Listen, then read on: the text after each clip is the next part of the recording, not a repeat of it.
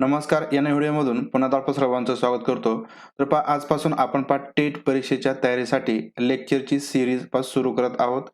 आता टेट परीक्षा कधी होईल तर हे आपण या ठिकाणी सांगू शकत नाही, परंतु आपण या ठिकाणी रोज टेट परीक्षेची तयारी करून घेणार आहोत. त्याच्यामुळे टेट परीक्षा कधीही डिक्लेअर झाली तर तुम्ही या ठिकाणी परीक्षेला सामोरे जाण्यासाठी किंवा परीक्षा देण्यासाठी तयार असाल. तर आता आपण या ठिकाणी पाठीमागे परीक्षा जी झाली 2017 मध्ये त्या परीक्षेमध्ये विचारले गेलेले प्रश्न या ठिकाणी पाहणार आहोत. प्रत्येक व्हिडिओच्या माध्यमातून आपण एकूण 25 प्रश्न पाहणार आहोत. तर या ठिकाणी 25 प्रश्न असतील. प्रत्येक प्रश्नाचं उत्तर तुम्ही देण्याचा प्रयत्न करायचा आहे. तर या ठिकाणी एक पहिला प्रश्न आहे. आता याच्यामध्ये सगळे प्रश्न मिक्सिंग असणार आहेत. म्हणजे गणिताचे काही प्रश्न असतील, बुद्धिमत्तेचे असतील, इंग्रजीचे असतील, मराठीचे असतील, जनरल नॉलेजचे सुद्धा प्रश्न तुम्हाला या ठिकाणी पाहायला मिळतील. तर पहिला प्रश्न मराठीचा आहे की खालीलपैकी पुल्लिंगी शब्द ओळखा.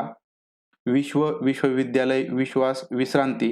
आता पुल्लिंगी शब्द आपल्या या ठिकाणी ओळखायचा आहे. तर या ठिकाणी पुल्लिंगी शब्द विश्वास. तर हा विश्वास या ठिकाणी पुल्लिंगी शब्द येतो. त्यानंतर दुसरा प्रश्न आहे की सूचना दिली आहे अर्थपूर्ण परिच्छेद निर्माण करण्यासाठी खाली दिलेली PQRST तर ही 5 वाक्ये योग्य अनुक्रमाने पुनर्रचना करा आणि त्यानंतर खालील प्रश्नांची उत्तरे द्या. आता या ठिकाणी काय करायचं आहे खाली 5 वाक्य दिलेले आहेत. तर एक आपला अर्थपूर्ण असा परिच्छेद पॅराग्राफ त्याचा तयार करायचा आहे. म्हणजे या ठिकाणी क्रमाने वाक्य लावायचे आहेत आणि त्यामुळे एक असा अर्थपूर्ण परिच्छेद तयार होईल. तर या ठिकाणी मला तहान भागवायची आहे असा तो विचार करतो. हे पहिलं वाक्य दिलं आहे. विविध प्रकारे प्रयत्न करूनही तो द्राक्षांच्या गडाजवळ पोहोचत नाही. हे दुसरं वाक्य आहे. ती आंबट आहेत याची मला खात्री आहे असे म्हणत अखेर तो आपले प्रयत्न सोडून देतो. त्यानंतर गरम उन्हाळ्यात एके दिवशी एक कोल्हा एका द्राक्षांच्या बागेत जातो आणि पिकलेल्या द्राक्षांचा घड लटकलेला पाहतो. तो थोडे अंतर मागे जातो, मग पळत येऊन उडी मारतो, पण द्राक्षापर्यंत पोहोचायला उडी कमी पडते. आता या ठिकाणी ही गोष्ट आहे आणि ही गोष्ट तुम्ही पहिलीपासून शिकलेला आहात. आपण सगळी ही गोष्ट शिकलेलो आहोत. त्यामुळे आपल्याला चांगल्या प्रकारे ही गोष्ट कशी आहे ती माहिती आहे. त्याच्यामुळे आता या ठिकाणी पहिलं वाक्य कोणतं असेल तर या ठिकाणी हे पहिलं वाक्य आहे की गरम उन्हाळ्यात एके दिवशी एक कोल्हा एका द्राक्षांच्या बागेत जातो आणि पिकलेल्या द्राक्षांचा घड लटकलेला पाहतो. म्हणजे आपल्याला एक अर्थपूर्ण अशी गोष्ट किंवा ती जे वाक्य दिलेले आहेत ते आपल्याला क्रमाने लावायचे आहेत आणि त्यानंतर खाली जे काही प्रश्न आहेत ते प्रश्न आपल्याला सोडवायचे आहेत. हे पहिलं वाक्य आहे की गरम उन्हाळ्यात एके दिवशी एक कोल्हा एका द्राक्षाच्या बागेत जातो आणि पिकलेल्या द्राक्षांचा तो घड त्या ठिकाणी लटकलेला पाहतो. त्यानंतर दुसरं वाक्य येणार आहे की मला तहान भागवायची आहे तो असा विचार करतो. म्हणजे या ठिकाणी तो पहिला घड पाहतो, द्राक्षांची घड पाहतो आणि नंतर तो ठरवतो की मला हे घड खाऊन, मला ही द्राक्षे खाऊन माझी तहान भागवायची आहे. त्यामुळे हे दुसरं वाक्य येतं. त्यानंतर तिसरं वाक्य येईल की तो थोडे अंतर मागे जातो आणि मग पळत येऊन उडी मारतो, पण द्राक्षापर्यंत पोहोचायला उडी कमी पडते. तर हे तिसरं वाक्य या ठिकाणी येणार आहे. तो म्हणजे द्राक्षाचा घड काढण्यासाठी प्रयत्न करतो, त्यासाठी तो उडी मारतो. त्यानंतर तो विविध प्रकारे प्रयत्न करून सुद्धा तो द्राक्षांच्या गडाजवळ पोहोचत नाही. हे 4 नंबरचं वाक्य आहे आणि या ठिकाणी शेवटचं वाक्य असेल की ती आंबट आहेत याची मला खात्री आहे असे म्हणत अखेर तो आपले प्रयत्न सोडून देतो. म्हणजे या ठिकाणी ही गोष्ट तुमच्या लक्षात आलेली आहे की आंबट द्राक्ष. तर ही गोष्ट आहे. म्हणजे अशा प्रकारे पहिलं वाक्य, दुसरं, तिसरं, चौथं आणि 5वं जर ही वाक्य तुम्ही आता ठिकाणी या क्रमाने जर वाचली तर हा एक योग्य असा अर्थपूर्ण क्रम या ठिकाणी तयार झाला आहे. म्हणजे गरम उन्हाळ्यात एके दिवशी एक कोल्हा एका द्राक्षांच्या बागेत जातो आणि पिकलेल्या द्राक्षांचा घड तो लटकलेला पाहतो. नंतर तो मला तहान भागवायची आहे असा तो विचार करतो आणि त्यासाठी तो काय करतो, थोडे अंतर मागे जातो आणि मग पळत येऊन उडी मारतो, पण द्राक्षापर्यंत पोहोचवायला त्याची उडी कमी पडते. तो विविध प्रकारे प्रयत्न करून सुद्धा तो द्राक्षांच्या गडाजवळ पोहोचत नाही आणि नंतर ते आंबट आहेत याची मला खात्री आहे असं म्हणत तो अखेर आपले प्रयत्न सोडून देतो. तर अशा प्रकारे या ठिकाणी आपली अर्थपूर्ण अशी गोष्ट आपण तयार केलेली आहे.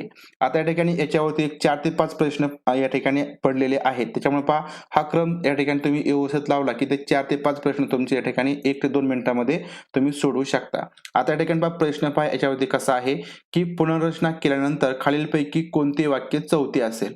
म्हणजे या ठिकाणी तुम्ही अशा प्रकारे अर्थपूर्ण अशी पुनर्रचना केली, तर आता चौथं वाक्य या ठिकाणी कोणतं? तर आपण या ठिकाणी लिहिलेलं आहे चौथं वाक्य, की विविध प्रकारे प्रयत्न करून सुद्धा तो द्राक्षांच्या गडाजवळ पोहोचत नाही. तर हे जे वाक्य आहे चौथं आहे. म्हणजे या ठिकाणी पर्याय क्रमांक ए, क्यू क्रमांकाचं वाक्य या ठिकाणी चौथं आहे. तर अशा प्रकारे या ठिकाणी आपल्याला काय करायचं आहे, या गोष्टीचे जे वाक्य होते ते अर्थपूर्णरित्या आपल्याला क्रमाने लावायचे होते आणि त्याच्यातून आपण या प्रश्नाचं उत्तर या ठिकाणी दिलं आहे. त्यानंतर या ठिकाणी तिसरा प्रश्न आहे, की खालीलपैकी शुद्ध वाक्य कोणतं? तर या ठिकाणी शुद्ध वाक्य या ठिकाणी तुम्ही सांगायचं आहे. वाक्य वाचा आणि शुद्ध वाक्याचं तुम्ही या ठिकाणी पर्याय क्रमांक कमेंटमध्ये सांगा.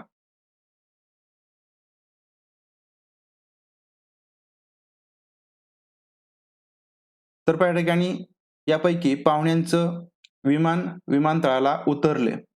पाहुण्यांचे विमान विमानतळामध्ये उतरले. पाहुण्यांचे विमान विमानतळावर उतरले. पाहुण्यांचे विमान विमानतळात उतरले. तर शुद्ध वाक्य जर पाहिलं तुम्ही व्यवस्थित तर या ठिकाणी पर्याय क्रमांक सी, की पाहुण्यांचे विमान हे विमानतळावर उतरले.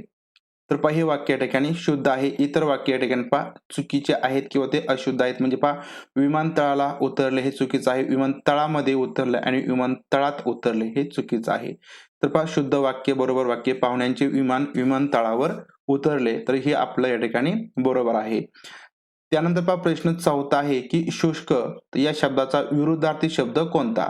शुष्क या शब्दाचा विरुद्धार्थी शब्द कोरडे, रसाळ, निरस, रसहीन.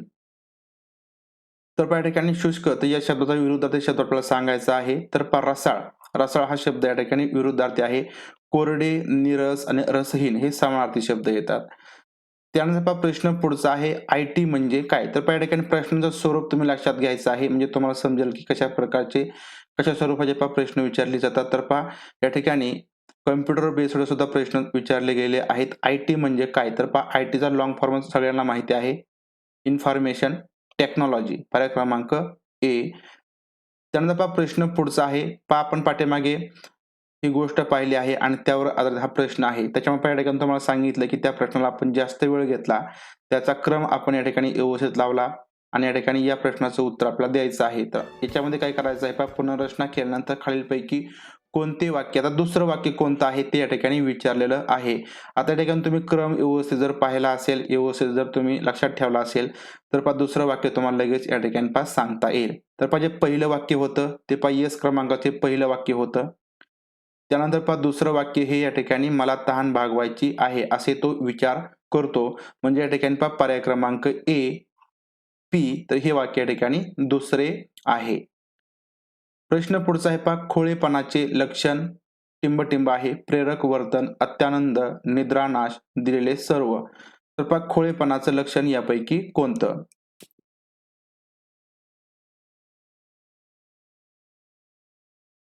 तर या ठिकाणी सीडीपीचा क्वेश्चन आहे हा या ठिकाणी. खोळेपणाचे लक्षण म्हणजे प्रेरक वर्तन, म्हणजे ज्यावेळेस प्रेरक वर्तन या ठिकाणी तयार होतं, क्रिएट होतं, तर त्यावेळेस आपण खोळेपणा करतो आणि तेच या ठिकाणी खोळेपणाचं लक्षण असतं. पर्याय क्रमांक ए, खोळेपणाचं लक्षण हे प्रेरक वर्तन आहे. त्यानंतर प्रश्न पुढचा आहे, सूचना आहे या ठिकाणी, की प्रत्येक प्रश्नाला एक प्रमुख विधानासोबत 4 विधाने आहेत. एक प्रमुख विधान आहे, त्याच्या खाली 4 विधाने आहेत आणि ज्याच्या खाली एबीसीडी अशी 4 विधाने आहेत. तर क्रमवार विधानांची जोडी निवडायची आहे, ज्यामध्ये प्रथम विधान हे दुसऱ्या विधानाला सुचवतं. पहिलं विधान हे दुसऱ्या विधानाला सुचवतं आणि दोन्ही विधाने ही तार्किकदृष्ट्या प्रमुख विधानासोबत निगडीत असेल.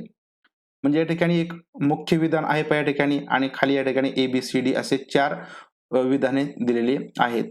तर पहिलं विधान, मुख्य विधान पाहूया, की जर मी उशिरा उठलो तर मी ट्रेन चुकवणार. तर आता या ठिकाणी या विधानाशी संबंधित खालीलपैकी 2 विधानं आपल्याला काय करायची आहेत ओळखायची आहेत किंवा जोडायची आहेत आणि त्यांचा या ठिकाणी या विधानाशी संबंध तार्किकदृष्ट्या आला पाहिजे. हे लक्षात घ्यायचं आहे आपल्याला. जो काही दोन्ही विधाने आहेत ती तार्किकदृष्ट्या प्रमुख विधानासोबत निगडीत असली पाहिजेत. तर या ठिकाणी पहिलं विधान जर तुम्ही पाहिलं, की जर मी उशिरा उठलो तर काय होईल, माझी ट्रेन मी चुकवणार. तर आता 4 विधान आहेत. पहिलं विधान आहे मी उशिरा उठलो. दुसरं मी उशिरा उठलो नाही. तिसरं मी ट्रेन चुकवली नाही आणि चौथं मी ट्रेन चुकवली. तर आता या ठिकाणी कोणती 2 विधानं आपल्याला जोडावी लागतील, तर ती या ठिकाणी या विधानाशी तार्किकदृष्ट्या सुसंगत ठरतील. तर पहा ए क्रमांकाचं विधान घेतलं की मी उशिरा उठलो. म्हणजे पहा मी उशिरा उठलो तर काय होईल? मी ट्रेन चुकवली. म्हणजे मी उशिरा उठलो आणि मी ट्रेन चुकवली. तर पहा या ठिकाणी या विधानाशी सुसंगत असं आहे. कारण पहा जर मी उशिरा उठलो तर मी ट्रेन चुकवणार. म्हणजे उशिरा उठलो तर माझी ट्रेन चुकेल किंवा बस चुकेल म्हणजे काहीही चुकेल. म्हणजे या ठिकाणी मी उशिरा उठलो आणि माझी ट्रेन चुकली. जर आपण बी आणि सी क्रमांकाचं वाक्य पाहिलं की मी उशिरा उठलो नाही. नाही या ठिकाणी निगेटिव्ह आहे. मी ट्रेन चुकवली नाही. म्हणजे या ठिकाणी जर आपण या ठिकाणी मी उशिरा उठलो, तर मी ट्रेन चुकवली नाही. तर त्या ठिकाणी उशिरा उठल्यानंतर ट्रेन चुकवणार नाही असं होणार नाही. म्हणजे पहा आपली ट्रेन चुकणारच आहे. म्हणजे या ठिकाणी हे चुकीचं येईल. यांची जोडी लागणार नाही. म्हणजे या ठिकाणी जी बरोबर जोडी आहे, की मी उशिरा उठलो आणि मी ट्रेन चुकवली. म्हणजे ए आणि डी क्रमांक जी 2 वाक्य आहेत, तर ते या ठिकाणी या वाक्याची सुसंगत येतात. पर्याय क्रमांक 1 तर हे या ठिकाणी बरोबर आहे. त्यानंतर पहा प्रश्न पुढचा आहे 9 क्रमांकाचा, की भारतीय संविधानामध्ये नाही. भारतीय संविधानामध्ये यापैकी कोणतं नाही? दुहेरी नागरिकत्व, प्रौढ मताधिकार, संसदीय पद्धती, गणतंत्र पद्धती यापैकी काय नाही आपल्या भारतीय संविधानामध्ये ते सांगायचं आहे. तर पहा या ठिकाणी प्रौढ मताधिकार हा आपल्या भारतीय संविधानाने दिलेला आहे. म्हणजे हे आहे. संसदीय पद्धती आहे, हे सुद्धा आहे आणि गणतंत्र आहे. तर पहा बी, सी, डी तर हे तीनही आहेत. परंतु पहा दुहेरी नागरिकत्व तर पहा आपल्या संविधानाने आपल्याला फक्त एकेरी नागरिकत्व दिलेलं आहे. तर पहा दुहेरी नागरिकत्व दिलेलं नाही. म्हणजे पहा पर्याय क्रमांक ए, की भारतीय संविधानामध्ये दुहेरी नागरिकत्व नाही. म्हणून पर्याय क्रमांक ए याचं उत्तर येणार आहे. त्यानंतर पहा प्रश्न पुढचा आहे 10 क्रमांकाचा, की वर्गातील मुले एका रांगेत उभी राहिली. तर पहा वर्गातील मुले एका रांगेत उभी राहिली आहेत. तर एक मुलगा दोन्ही बाजूंनी 19व्या स्थानावरती आहे. तर पहा इकडून मुले उभा आहेत, इकडून पण मुले उभा आहेत आणि एक मुलगा या ठिकाणी 19व्या स्थानावरती तो उभा आहे. 19व्या स्थानावरती उभा आहे. तर त्या वर्गामध्ये एकूण किती मुले आहेत? म्हणजे या ठिकाणी एक रांग आहे. त्या रांगेमध्ये दोन्ही बाजूने मुले उभा आहेत आणि एक मुलगा मध्यभागी 19व्या स्थानावरती आहे असेल, तर त्या वर्गामध्ये एकूण मुले किती आहेत? तर असा प्रश्न या ठिकाणी विचारलेला आहे. 27, 37, 38, 39 तर पहा प्रश्नाचं उत्तर तुम्हाला येत असेल तर पहा कमेंट बॉक्समध्ये द्या.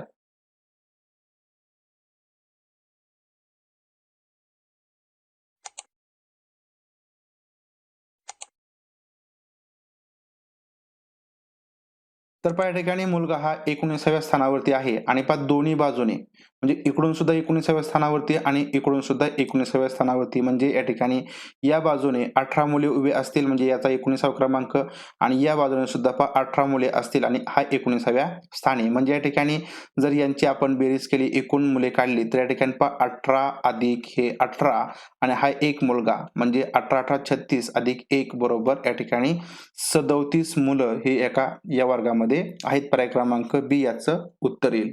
प्रश्न पुढचा आहे पहा सूचना दिलेली आहे की खालील प्रश्नांमध्ये दिलेल्या पर्यायामधून संबंधित अक्षर किंवा शब्द किंवा संख्या निवडायची आहे.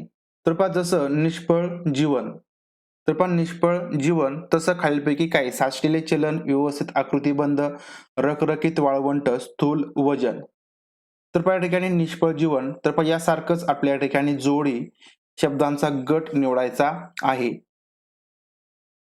तर पहा जसं निष्फळ जीवन तसं या ठिकाणी पहा साचलेले चलन. पर्याय क्रमांक तर ए तर या ठिकाणी याच्याशी संबंधित येईल. प्रश्न पहा पुढचा आहे 12वा तर हे टक्केवारीत मांडा. तर पहा 5/20 तर हे काय करायचं आहे पहा टक्केवारीमध्ये मांडायचं आहे 25%, 75%, 15% की 87%. तर पहा 5/20 जर टक्केवारीत मांडलं तर खालीलपैकी काय येईल? तर त्या ठिकाणी हे गणित सोडवायचं आहे याचं उत्तर तुम्ही सांगायचं आहे. तर पहा या ठिकाणी आपल्याला दिलेल्या संख्येची पहा टक्केवारी काढता येते किंवा टक्केवारीत ते मांडता येतं. तर पहा टक्केवारीत मांडण्यासाठी काय करायचं पहा 5/20 5/20 चे पहा 100% आपल्या ठिकाणी टक्केवारीत मांडण्यासाठी गुणिले 100 या ठिकाणी आपण याचा जर गुणाकार केला तर पहा या ठिकाणी 2×5 = 10 5×5 = 25 तर पहा 25% म्हणजे या ठिकाणी 5/20 चे या ठिकाणी 25% होतात. पर्याय क्रमांक ए याचं उत्तर येणार आहे. त्यानंतर पहा प्रश्न पुढचा आहे दिलेल्या चारांपैकी वेगळी असंबंध असणारी आकृती शोधून काढा. म्हणजे असंबंध म्हणजे पहा वेगळी आकृती आपल्या ठिकाणी शोधून काढायची आहे. पहा 3 आकृत्या एकत्र असणार किंवा एकाच गटामध्ये बसणाऱ्या असतील, सारख्या असतील, त्यांचा काहीतरी एकमेकांशी संबंध असेल आणि या ठिकाणी एक आकृती वेगळी असणार आहे ती शोधायची आहे. तर पहा शोधा आणि उत्तर कमेंट बॉक्समध्ये सांगा. तर पहा या ठिकाणी पर्याय क्रमांक ए, तर पहा ए ही आकृती या ठिकाणी वेगळी आहे. जर बी, सी आणि डी तर या 3 आकृत्या जर तुम्ही पाहिल्या तर या ठिकाणी या सारख्या आकृत्या दिसतात. जर या ठिकाणी तिरक्या आकृत्या असल्या तरी त्या या ठिकाणी व्यवस्थित सारख्या आहेत, एकसारख्या आहेत, परंतु या ठिकाणी ए आकृती वेगळी आहे. म्हणून पर्याय क्रमांक ए, तर हे याचं उत्तर येईल, वेगळी आकृती ए आहे. प्रश्न पुढचा आहे, टिंबटिंब आक्रमक वर्तनाचा एक प्रकार आहे. खालीलपैकी आक्रमक वर्तनाचा एक प्रकार कोणता? तोंडी आक्रमकता, मित्रत्वापेक्षा विरोधी आक्रमकता का डी, ए आणि सी? तर पहा आक्रमक वर्तनाचा एक प्रकार खालीलपैकी कोणता?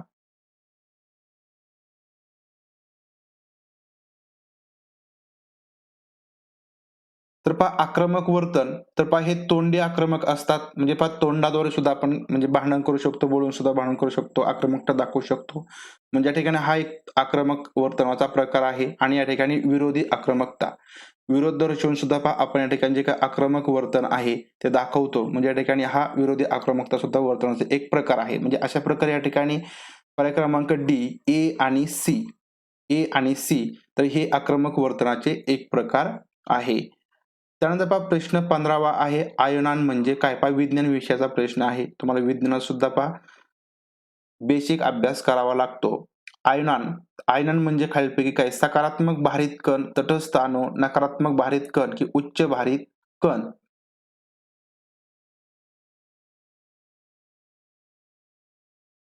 तर पहा आयनॉन, आयनॉन म्हणजे पहा नकारात्मक भारित कण.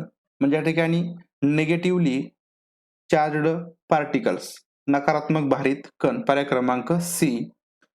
प्रश्न पुढचा आहे पहा 16व्या क्रमांकाचा, की एका विशिष्ट क्षेत्रामध्ये उल्लेखनीय क्षमता म्हणजे खालीलपैकी काय?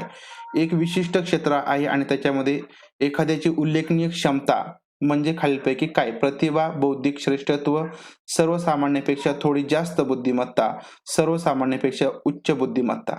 तर पहा या ठिकाणी ठराविक एक विशिष्ट क्षेत्र आहे आणि त्या क्षेत्रामधील एखाद्याची उल्लेखनीय क्षमता असेल, एखाद्याचं उल्लेखनीय कर्तृत्व असेल, तर ते या ठिकाणी खालीलपैकी काय? तर पहा जर असं एखाद्या विशिष्ट क्षेत्रामध्ये एखाद्याची उल्लेखनीय क्षमता असेल, तर त्याला त्याच्यामध्ये पहा प्रतिभा आहे असं म्हटलं जातं किंवा पहा त्याचा तो टॅलेंट आहे. त्या क्षेत्रामधला पहा टॅलेंट आहे असं पहा म्हटलं जातं. पर्याय क्रमांक ए याचं उत्तर येईल. प्रश्न पहा पुढचा आहे 17 क्रमांकाचा, की जर 10 व्यक्ती एक काम 20 दिवसामध्ये करू शकतात, तर दुप्पट कार्यक्षमता असलेली 20 व्यक्ती तेच काम किती दिवसात करू शकतील? तर या ठिकाणी 10 व्यक्ती आहेत ते एक काम 20 दिवसामध्ये करतात आणि जर दुप्पट कार्यक्षमता असलेले 20 व्यक्ती असतील, तर तेच काम किती दिवसात करतील? असं या ठिकाणी आपल्याला उत्तर विचारलेलं आहे.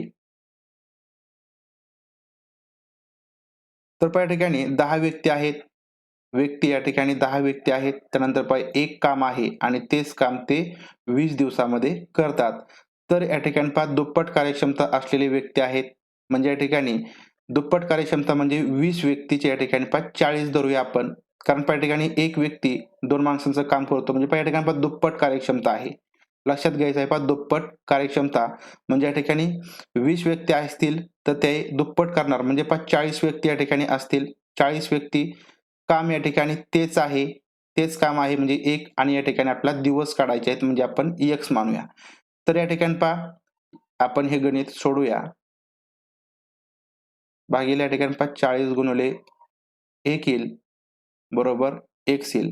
तर पहा आता या ठिकाणी 2 4, 2 10 म्हणजे x बरोबर या ठिकाणी 5. म्हणजे या ठिकाणी जे दुप्पट कार्यक्षमता करत असलेले 20 व्यक्ती आहेत. म्हणजे या ठिकाणी 40 व्यक्ती जर धरले, तर या ठिकाणी तेच काम 5 दिवसामध्ये पूर्ण होईल किंवा पूर्ण करू शकतील. म्हणून पर्याय क्रमांक सी याचं उत्तर येईल. त्यानंतर प्रश्न पुढचा आहे, की समजा आपणास एका आरक्षित वर्गाच्या निधीचे प्रभारी म्हणून नियुक्त केलं आहे.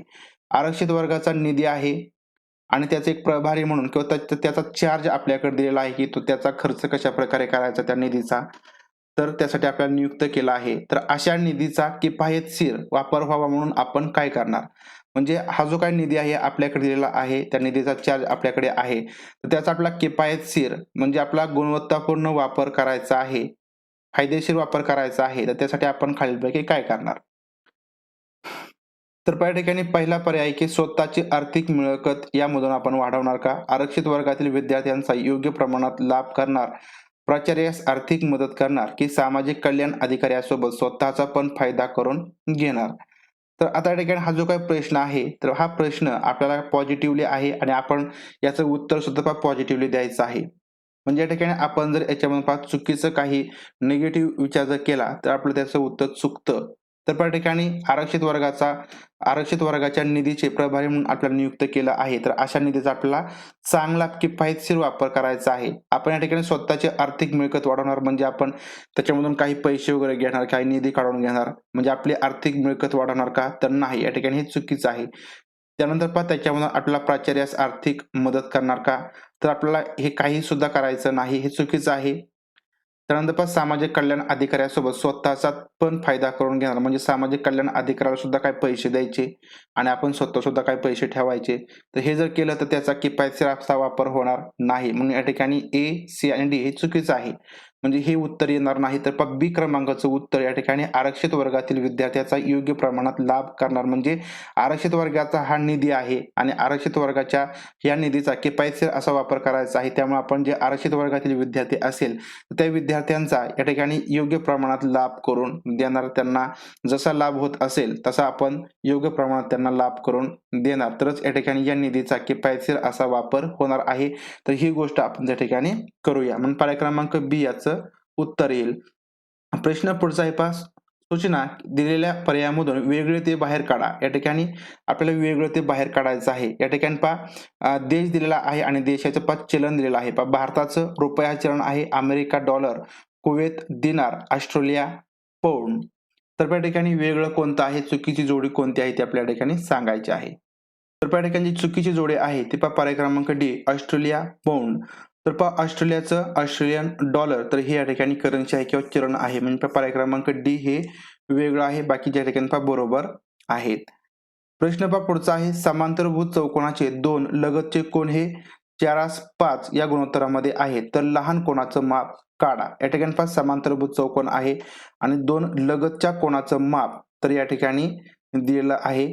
त्यांचं या ठिकाणी गुणोत्तर दिलेलं आहे. माप दिलेलं नाही तर या ठिकाणी त्या कोनांचं गुणोत्तर या ठिकाणी दिलेलं आहे 4:5. तर या ठिकाणी लहान कोनाचं माप आपल्याला काढायचं आहे. म्हणजे या ठिकाणी हे दोन लगतचे कोन झाले. हा एक कोन आणि हा एक कोन. तर या दोन कोणांचं माप आपल्याला काढावं लागेल. म्हणजे आपल्याला कोणता लहान कोन आहे त्या लहान कोनाचं माप आपल्याला मिळेल. तर यासाठी आपल्याला काय करावं लागेल म्हणजे या ठिकाणी जे काही दोन कोन आहे त्या दोन कोणांचं मापांची बेरीज आपल्या ठिकाणी माहिती आहे. तर आता या ठिकाणी आपल्याला लहान कोनाचं माप आपण x मानूया. त्यासाठी 4x अधिक 5x बरोबर या ठिकाणी या दोन कोनांच्या मापांची बेरीज ही 180 अंश असते हे आपल्याला माहिती आहे. तर आता या ठिकाणी 4x अधिक 5x बरोबर 9x झाले. त्यानंतर 180 x बरोबर 180 भागिले 9 बरोबर या ठिकाणी 2 येईल. म्हणजे या ठिकाणी 4x बरोबर 80 झाले. 5x बरोबर या ठिकाणी 100 झाले. म्हणजे या ठिकाणी जो काही लहान कोन आहे त्या लहान कोनाचं माप या ठिकाणी 80 अंश झालं. या ठिकाणी 80 अंश आणि हे 100 अंश. म्हणजे या ठिकाणी या प्रश्नाचं उत्तर येणार आहे पण लहान कोनाचे माप पर्याय क्रमांक ए 80 अंश 80 डिग्री. पर्याय क्रमांक ए. तर अशा प्रकारे या ठिकाणी आपल्याला जर समांतरभुज चौकोनाचे दोन लगतच्या कोनांचं गुणोत्तर दिला असेल तर त्यावरून आपल्याला लहान कोनाचं माप किंवा मोठ्या कोनाचं माप काढता येईल. त्यानंतर प्रश्न पुढचा आहे 21 क्रमांकाचा. Out of the given options which best expresses the meaning of the given proverb. या ठिकाणी जे प्रोवर्ब आहे लुक बिफोर यू लिप. तर या प्रोवर्बचा खालीलपैकी कोणत्या पर्यायामधून योग्य असा अर्थ व्यक्त केला आहे. तर त्या ठिकाणी जो पहिला पर्याय you shouldn't act without first considering the possible consequence or dangers. तर या ठिकाणी या पर्यायामधून तर या प्रोवर्बचा योग्य असा अर्थ व्यक्त केलेला आहे. म्हणून पर्याय क्रमांक ए याचं उत्तर येईल. त्यानंतर प्रश्न पुढचा आहे 22 क्रमांकाचा. तर या ठिकाणी तेच गोष्ट आहे या ठिकाणी 5 वाक्य दिली आहेत पहा मला तहान भागवायची आहे असा तो विचार करतो. तर या ठिकाणी याचा क्रम आपण मगाशी लिहिलेला आहे. आता या ठिकाणी याचा प्रश्न पहा की पुनर्रचना केल्यानंतर खालीलपैकी कोणते वाक्य पहिलं असेल. आता या ठिकाणी आपल्याला पहिलं वाक्य कोणतं आहे ते सांगायचं आहे. तर या ठिकाणी पहिलं वाक्य आपल्या सर्वांना माहिती की गरम उन्हाळ्यात एके दिवशी एक कोल्हा एका द्राक्षाच्या बागेत जातो आणि पिकलेल्या द्राक्षांचा गड लटकलेला पाहतो. पर्याय क्रमांक यस. तर या ठिकाणी पर्याय क्रमांक ए तर हे याचं उत्तर येईल. प्रश्न पुढचा आहे पहा नियमित बहुभुजाचा अंतरकोन 140 अंश आहे तर त्याच्या बाजूंची संख्या किती. तर या ठिकाणी पहा एक नियमित बहुभुजा आहे आणि त्या नियमित बहुभुजाचा अंतरकोन हा 140 अंश दिलेला आहे. तर पहा याच्यावरून आपल्याला त्याच्या बाजूंची संख्या माहिती करून घ्यायची आहे. तर ती 10 असेल, 8 असेल, 6 असेल की 9 असेल.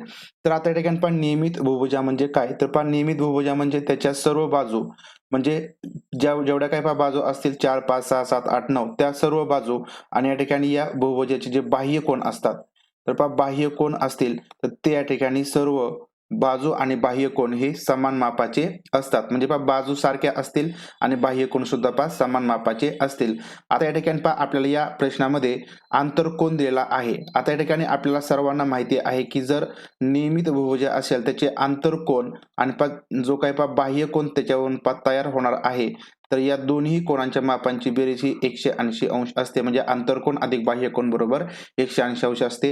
या ठिकाणी आपल्याला पहा आंतरकोन दिलेला आहे पहा 140 तर त्याच्यावरून आपल्याला जो काय बाह्य कोन आहे त्या बाह्य कोनाचं माप समजदार आहे. तर बाह्य कोनाचं माप हे या ठिकाणी 40 अंश येणार आहे. आता या ठिकाणी लक्षात घ्यायचं आहे की जे काही बाह्य कोन असतात त्या सर्व बाह्य कोनांच्या मापांची बेरीज तर या ठिकाणी 360 अंश एवढी सरासरी असते. या ठिकाणी 360 अंश असते. म्हणजे या ठिकाणी जर आपण नियमित बहुभुजाची आकृती अशा प्रकारे काढली या ठिकाणी समजा म्हणजे आता आपण बाजूची संख्या आपल्याला माहिती नाही. समजा ही बहुभुज झाली. आता या ठिकाणी जी काय आकृती आहे पण नियमित बहुभुजाची आकृती समजा असेल म्हणजे या बाजू सारख्या मापाच्या आहेत आणि या ठिकाणी जे काही बाह्य कोन तयार होतील हे आंतरकोन समजा 140 चा आहे. समजा हा 140 आहे 140 आहे आणि याच्यापासून जे काही बाह्य कोन तयार होणार आहे या ठिकाणी हा 40 चा असणार आहे. या ठिकाणी बाह्य कोन असेल बाह्य कोन हा बाह्य कोन हा बाह्य कोन तर हे जे काही बाह्य कोन असतील हे सारख्या मापाचे असणार आहेत. म्हणजे 40 चे असतील आणि या सर्व बाह्य कोनांच्या मापांची बेरीज 60 असते. आता या ठिकाणी आपल्याला लक्षात घ्यायचं आहे की सर्व बाह्य कोनांच्या मापांची बेरीज ही 360 असेल तर या ठिकाणी आपल्याला आंतरकोनाचं माप 140 माहिती आहे. त्यावरून आपण बाह्य कोन 40 डिग्री आहे हे काढलं तर आपल्याला याच्यावरून आता बाजूंची संख्या काढता येईल. तर आता आपण बाजूंची संख्या काढूया. तर बाजूंची संख्या काढण्यासाठी या ठिकाणी लक्षात घ्यायचं आहे की आपल्याला जे काही बाह्य कोनाचं माप आहे ते माहिती करून घ्यावं लागेल. तर आता या ठिकाणी त्या नियमित बहुभुजाच्या बाह्य कोनाच्या मापांची बेरीज ही 360 डिग्री भागिले या ठिकाणी जो काही बाह्य कोन आहे तो 40 डिग्री. तर आता या ठिकाणी यांचा आपण जर भागाकार केला तर 4 9 36 तर या ठिकाणी या नियमित बहुभुजाचा आंतरकोन जर 140 असेल तर त्या बहुभुजाची जी काही बाजूंची संख्या आहे ती 9 येणार आहे. तर अशा प्रकारे या ठिकाणी जर नियमित बहुभुज अशा प्रकारे दिला असेल त्याचा आंतरकोन दिला असेल तर त्यावरून आपण बाह्य कोन काढायचा आहे. बाह्य कोन काढून या ठिकाणी आपण 360 भागिले त्याच्या बाह्य कोनाचं माप आणि या ठिकाणी त्यावरून आपण बाजूंची संख्या माहिती करून घेऊ शकतो. तर अशा प्रकारे या ठिकाणी या नियमित बहुभुजाचा आंतरकोन 140 आहे तर त्याच्या बाजूंची संख्या ही या ठिकाणी 9 येणार आहे. पर्याय क्रमांक डी याचं उत्तर येईल. प्रश्न पुढचा आहे कसोटीमध्ये बळींची हॅट्रिक घेणारा पहिला गोलंदाज कोण होता. तर बळींची हॅट्रिक घेणारा पहिला गोलंदाज यापैकी कोण. कपिल देव, बिशन सिंग बेदी, अनिल कुंबळे की हरभजन सिंग. तर पहिली बळींची हॅट्रिक घेणारा जो पहिला गोलंदाज आहे तो हरभजन सिंग. पर्याय क्रमांक डी. त्यानंतर प्रश्न पुढचा 25वा आहे की खालील प्रत्येक प्रश्नामध्ये 2 विधाने 1 आणि 2 अशी 2 विधान दिलेली आहेत. तर हे विधान एकतर स्वतंत्र कारण असू शकतात. म्हणजे एक विधान जे पहिलं दिलेलं आहे ते स्वतंत्र कारण असेल किंवा स्वतंत्र ते कारणांचे परिणाम असू शकतात. म्हणजे एक तर ते कारण असेल किंवा कारणांचे कोणत्याही कारणांचे ते परिणाम असू शकतात किंवा यापैकी एक विधान हे इतर विधानांचा परिणाम असू शकतो. तर दोन्ही विधाने वाचा. दोन्ही विधाने वाचायची आहेत आणि खालीलपैकी कोणत्या उत्तराचा पर्याय या दोन्ही विधानांमधील संबंधांचे वर्णन करतो ते ठरवा. 2 विधान वाचायचे आहेत आणि दोन्ही विधाने वाचल्यानंतर खाली जे काही पर्याय दिलेले आहेत ते पर्याय वाचून ते पर्यायापैकी कोणता पर्याय हा दोन्ही विधानांमधील संबंधाचं वर्णन करतो तर ते सांगायचं आहे. तर विधान पहिलं बलात्कारांची संख्या वाढत आहे तर हे एक विधान आहे. दुसरं महिलांना अधिक स्वातंत्र्य मिळत आहे आता हे कारण आहे की परिणाम आहे ते आपल्याला या ठिकाणी सांगायचं आहे. तर या ठिकाणी पहिला पर्याय पाहिला की विधान 1 कारण आहे आणि विधान 2 त्याचा परिणाम आहे. म्हणजे या ठिकाणी बलात्कारांची संख्या वाढत आहे, हे कारण झालं आणि या कारणाचा या ठिकाणी हा परिणाम आहे का? तर या ठिकाणी जर तुम्ही व्यवस्थित वाचलं तर तुमच्या लक्षात येईल की हे विधान किंवा हा पर्याय पाच चुकीचा आहे. कारण या ठिकाणी हे कारण आणि या कारणाचा हा परिणाम म्हणजे बलात्कारांची संख्या वाढली त्याच्यामुळे महिलांना अधिक स्वातंत्र्य मिळत आहे. त्या ठिकाणी हे चुकीचं आहे किंवा हे परिणाम बरोबर नाही. विधान 2 कारण आहे. म्हणजे या ठिकाणी महिलांना अधिक स्वातंत्र्य मिळत आहे हे कारण झालं आणि त्याचा एक परिणाम आहे का? म्हणजे महिलांना अधिक स्वातंत्र्य मिळत आहे म्हणून बलात्कारांची संख्या वाढत आहे का? तर या ठिकाणी हे सुद्धा चुकीचं आहे. त्यानंतर पहा विधान 1 आणि 2 दोन्ही स्वतंत्र कारणं आहेत. म्हणजे या ठिकाणी ही फक्त कारणच आहेत का? म्हणजे बलात्कारांची संख्या वाढत आहे हे कारण झालं का कुठल्याही गोष्टीचं? किंवा महिलांना अधिक स्वातंत्र्य मिळत आहे हे कारण आहे का? तर नाही. तर या ठिकाणी हे जे काय आहे हे दोन्ही विधानं, तर हे दोन्ही विधानं विधान 1 आणि 2 तर ही दोन्हीही स्वतंत्र कारणांचे परिणाम आहेत. म्हणजे या ठिकाणी हे परिणाम आहे म्हणजे बलात्कारांची संख्या कुठल्यातरी कारणांच्या परिणामामुळे या ठिकाणी वाढत आहे. या ठिकाणी लक्षात घ्या की बलात्कारांची संख्या कशामुळे वाढत आहे? तर या ठिकाणी एक कुठलीतरी कारणे आहेत म्हणजे बलात्कार होण्यासाठी कोणतीतरी कारणं आहेत, तत्कालीन कारणं असेल किंवा इतर कारणं असेल, सामाजिक कारणं असेल आणि त्या कारणांमुळे या ठिकाणी या बलात्कारांची संख्या म्हणजे परिणाम या ठिकाणी होत आहे. म्हणजे हा या ठिकाणी परिणाम आहे. स्वतंत्र असा परिणाम आहे. या ठिकाणी हा परिणाम झाला आणि दुसरं जर महिलांना अधिक स्वातंत्र्य मिळत आहे, तर हे सुद्धा या ठिकाणी कारण असेल म्हणजे सध्या या ठिकाणी आधुनिक युगामध्ये महिलांना वेगवेगळ्या क्षेत्रामध्ये संधी दिली जात आहे. त्याच्यामुळे त्यांना अधिक स्वातंत्र्य मिळत आहे किंवा या ठिकाणी राज्यघटनेने महिलांना काही अधिकार दिले आहेत. म्हणजे त्या कारणांमुळे या ठिकाणी हा परिणाम होत आहे. म्हणजे या ठिकाणी हा सुद्धा एक परिणाम आहे स्वतंत्र आणि हा सुद्धा या ठिकाणी परिणाम आहे. म्हणून या ठिकाणी पर्याय क्रमांक डी की विधान 1 आणि 2 हे दोन्ही स्वतंत्र कारणांचे परिणाम आहेत. पर्याय क्रमांक डी याचं उत्तर येईल. तर अशा प्रकारे या ठिकाणी आपण एक 25 प्रश्न या ठिकाणी पाहिले आहेत, ज्याच्यामध्ये वेगवेगळ्या स्वरूपाचे प्रश्न तुम्हाला पाहायला मिळेल. ज्याच्यामध्ये बुद्धिमत्तेचे प्रश्न, गणिताचे प्रश्न या ठिकाणी पाहायला मिळालेले आहेत. तर अशाच प्रकारे या ठिकाणी पुढील व्हिडिओमधून सुद्धा तुम्हाला प्रश्न पाहायला मिळतील. तर यासाठी जर तुम्हाला हा व्हिडिओ तुम्हाला आवडला असेल तर व्हिडिओ लाईक करा, व्हिडिओ जास्तीत जास्त शेअर करा आणि टेटच्या संपूर्ण तयारीसाठी हा चॅनल तुम्ही या ठिकाणी सबस्क्राईब केला नसेल सबस्क्राईब करून ठेवा, बेल आयकॉन प्रेस करा. त्यामुळे आपण व्हिडिओ अपलोड केला की त्याची नोटिफिकेशन तुम्हाला मिळत राहील. तर भेटूया पुढील व्हिडिओमधून. तोपर्यंत धन्यवाद.